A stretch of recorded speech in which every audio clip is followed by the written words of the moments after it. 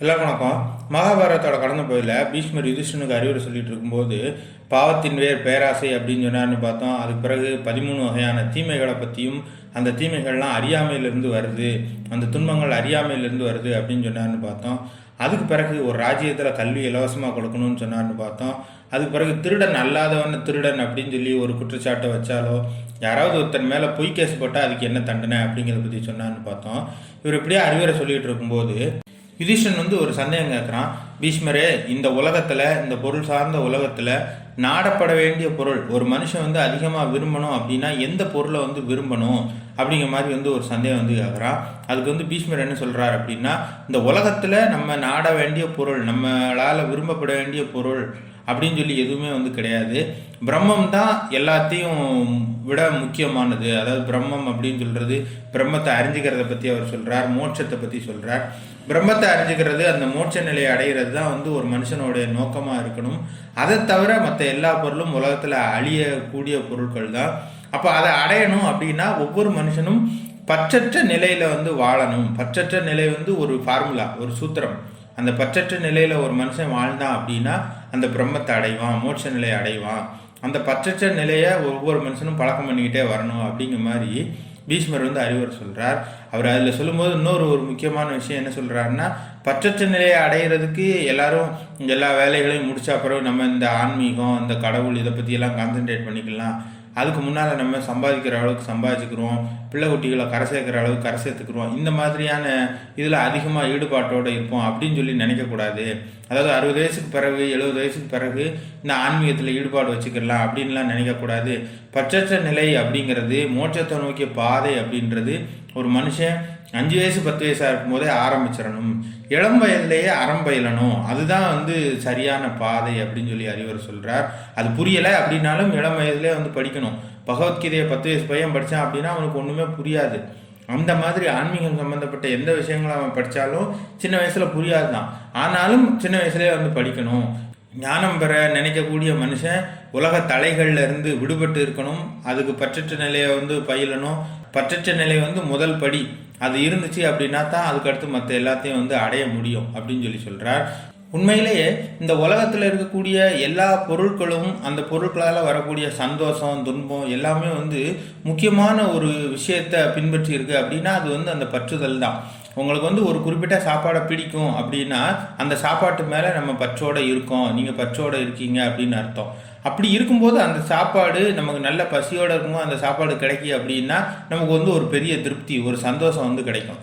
இதே நேரம் அந்த குறிப்பிட்ட அந்த பிடிச்ச சாப்பாட்டை நம்ம தேடி போகிறோம், அது கிடைக்கல அப்படின்னா ஒரு பெரிய வருத்தம் உருவாகும். உண்மையிலே சந்தோஷமும் வருத்தமும் அந்த சாப்பாட்டிலேருந்து வரல. அந்த சாப்பாட்டின் மேலே நம்ம எந்த அளவுக்கு ஆசை வைக்கிறோம், எந்த அளவுக்கு பற்று வைக்கிறோமோ அதை பொறுத்து தான் வருது. பற்று அப்படிங்கிறது வெறுமனே ஆசையை மட்டும் சொல்லாது. ஆசை அப்படிங்கிறது நேர்மறையான பற்று. இதே நேரம் வெறுப்பு அப்படிங்கிறது எதிர்மறையான பற்று. ரெண்டுமே பற்று தான். ஒருத்தர் மேலே ரொம்ப ஆசையோடு இருந்தாலும் அது பற்று தான். ஒருத்தர் மேலே ரொம்ப வெறுப்போடு, அவனை ரொம்ப திட்டிக்கிட்டே, அவனை பற்றி வெறுத்துக்கிட்டே இருந்தாலும் அவனை பற்றி நம்ம நினச்சிக்கிட்டே இருக்கோம் அப்படின்னு தான் அர்த்தம். அதுவும் ஒரு வகையான பற்று தான். இந்த 2 வகையான பற்றும் இல்லாமல் இருக்கணும் அப்படின்னு சொல்லி சொல்கிறார். நமக்கு பிடிச்ச சாப்பாடு தேவையான நேரத்தில் கிடைச்சிதுன்னா சந்தோஷம், கிடைக்கலன்னா கஷ்டம். இதே நேரம் நமக்கு பிடிக்காத சாப்பாடு நமக்கு கிடைச்சிதுன்னா கஷ்டம், நமக்கு கிடைக்காம இருந்தால் சந்தோஷம். இந்த மாதிரி பிடிச்ச சாப்பாட்டு மட்டும் பொறுத்து இல்லை பற்று அப்படிங்கிறது. பிடிக்காத, நம்ம வெறுக்கக்கூடிய ஒரு பொருளை பொறுத்தும் பற்று அப்படிங்கிறது இருக்குது.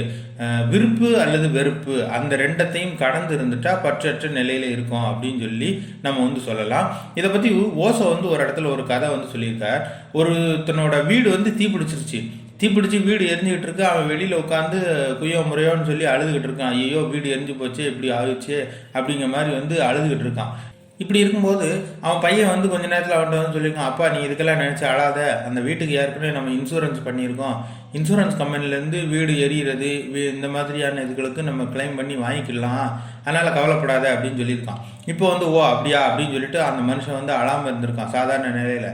முதல்ல அவன் எதுக்காக அழுதான் அப்படின்னா என்னோட வீடு எரியுது அப்படிங்கிற சிந்தனையில் அழுகுறான். இப்போவும் வீடு எரிஞ்சுக்கிட்டு தான் இருக்குது.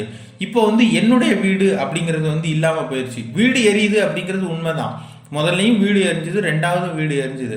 அப்போ அந்த மனுஷன் அழுதது வீடு எரியுது அப்படிங்கிறதுக்காக அழலை, என்னுடைய அப்படிங்கிற அந்த சிந்தனையை பொறுத்து தான் அவன் வந்து அழுகுறான். ரெண்டாவதா வந்து அழாமல் இருக்கிறான். என்னுடைய அப்படிங்கிறதான இது வந்து விலகிருச்சு.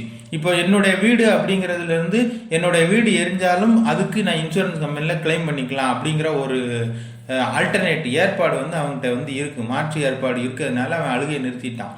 அதுக்கப்புறம் ஒரு 5 நிமிஷம் கழிச்சு அவன் பையன் வந்து மறுபடியும் வந்து சொன்னான், அப்பா நீ தொடர்ந்து அழுதுகிட்டே இரு, ஏன்னா நான் இன்சூரன்ஸ்னு சொல்லி போட்டு வச்சிருந்தேன் அந்த ஒரிஜினல் பத்திரம் எல்லாம் சேர்ந்து வீட்டிலே எரிஞ்சு போச்சு, அதை நான் கிளைம் பண்ணி வாங்க முடியாது அப்படிங்கிறான்.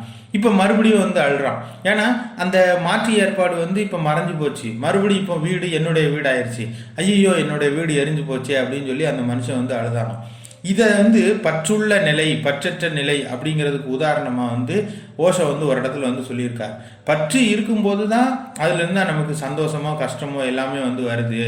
பற்று இல்லாமல் இருந்தோம் அப்படின்னா சந்தோஷம் கஷ்டம் எதுவும் கிடையாது அப்படின்னு சொல்லி நம்ம வந்து சொல்லலாம்.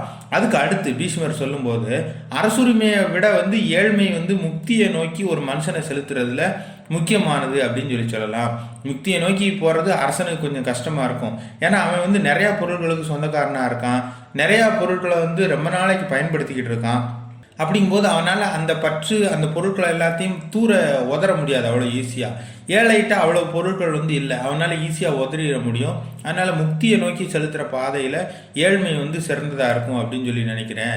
செல்வத்து கூட நீ எப்பவும் தோழமை வச்சுக்கிறாத, செல்வத்துடனான தோழமை வந்து நம்மளை எப்பவும் கலங்கப்படுத்திக்கிட்டே இருக்குன்னு அர்த்தம். நம்மளை வந்து முக்தியை நோக்கிய பாதையில், பிரம்மத்தை அறிஞ்சிக்கக்கூடிய பாதையில் நம்மளை போக விடாது அப்படின்னு சொல்லி பீஷ்மர் வந்து அறிவுரை சொல்கிறார். தொடர்ந்து அவர் என்ன சொல்கிறார் அப்படிங்கிறத அடுத்த பகுதியில் பார்க்கலாம். இந்த வீடியோ உங்களுக்கு பிடிச்சிருந்தா லைக் பண்ணுங்கள், ஷேர் பண்ணுங்கள், கமெண்ட் பண்ணுங்கள். இதே மாதிரி வீடியோக்கள் தொடர்ந்து பார்க்கணுன்னா நம்ம சேனலுக்கு சப்ஸ்கிரைப் பண்ணுங்கள். மறக்காமல் பெல் பட்டனையும் ப்ரெஸ் பண்ணுங்கள். நன்றி.